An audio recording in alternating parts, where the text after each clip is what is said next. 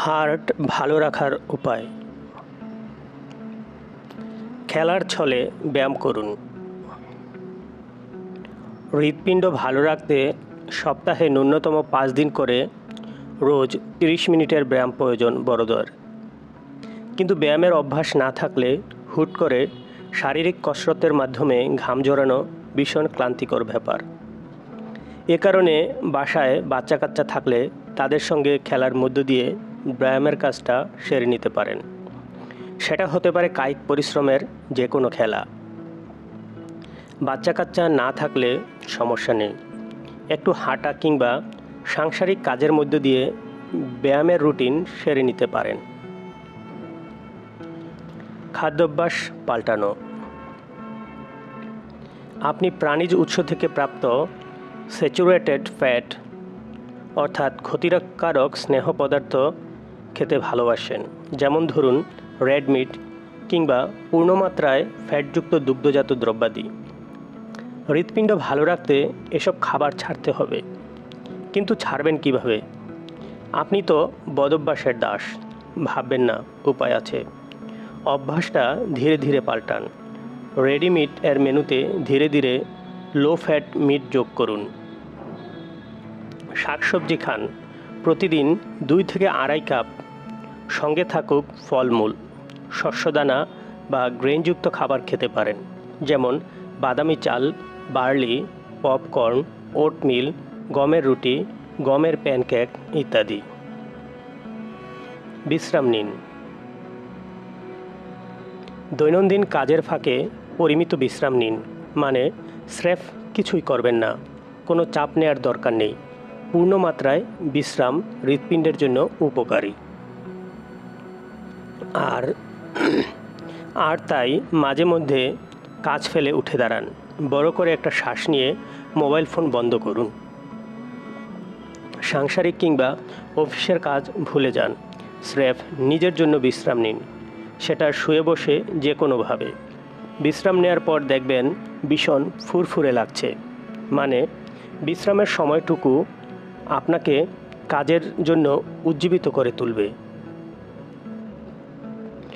ওজনকে বশ মানান।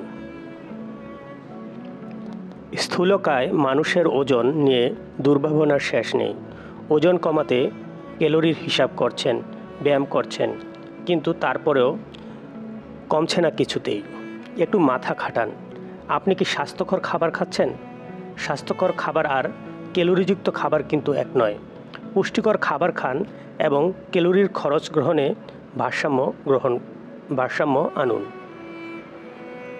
তরল খাবার খেতে পারেন, শাকসবজি থাকুক প্রতিদিনের খাদ্য তালিকায়। লিফটের বদলে সিঁড়ি ব্যবহার করুন। বাসা থেকে বের হয়েই রিক্সা না নিয়ে হেঁটে কিছুটা পথ এগোন। ধূমপান ছাড়ার চ্যালেঞ্জ জিতুন। ধূমপানের অপকারিতা সম্বন্ধে আমরা সবাই জানি। এই বদভ্যাসটি ছাড়ার নির্দিষ্ট কোনো পথ নেই, যে যার মতো করে চেষ্টা করে থাকে। চিকিৎসকের পরামর্শ, পরিবারের সাহায্য কিংবা দুটি ব্যাপার মিলিয়ে চেষ্টা করুন, সুফল পেতে পারেন। ধূমপানের অপকারী দিকগুলো নিয়ে ভাবুন। ধূমপায়ী বন্ধুদের সঙ্গ ত্যাগ করাই শ্রেয়। মদ্যপান এড়িয়ে চলুন, এটা ধূমপানে আপনাকে আরও আকৃষ্ট করবে। শরীরচর্চার মধ্যে থাকলে ধূমপানের ইচ্ছা কমে যেতে পারে। কর্মচাঞ্চল্যের মধ্যে থাকলেও সুফল পেতে পারেন। ইতিবাচক মনোভাব এবং চাপ কমান। হৃৎপিণ্ড ভালো রাখতে মানসিক প্রশান্তির বিকল্প নেই, কিন্তু কর্মক্ষেত্রে সমাজ কিংবা পরিবারের থেকে মানুষকে নানাভাবে চাপে থাকে। এসব চাপ যেমন মোকাবেলা করতে হবে, তেমনি বুদ্ধি করেও কমাতে হবে। প্রতিদিন কাজের চাপ শেষে নিজের জন্য আলাদা করে একটু সময় বের করুন। একাকিত্ব শুধু মানসিক ক্ষতি করে না, শারীরিক ক্ষতিও করে। চিকিৎসা বিজ্ঞান বলছে, কেউ যখন কারো সঙ্গে কথা বলে তখন হরমোন নিঃসরণের মাধ্যমে মস্তিষ্ক হৃৎপিণ্ডের সঙ্গে যোগাযোগ স্থাপন করে। এতে হৃৎপিণ্ডের কার্যক্রম দারুণ সচল হয়ে ওঠে। অর্থাৎ হৃৎপিণ্ড ভালো রাখতে মানসিক চাপ কমানো এবং চারপাশের মানুষের সাথে চমৎকার সম্পর্ক গড়ে তুলতে হবে। সবাইকে অসংখ্য ধন্যবাদ।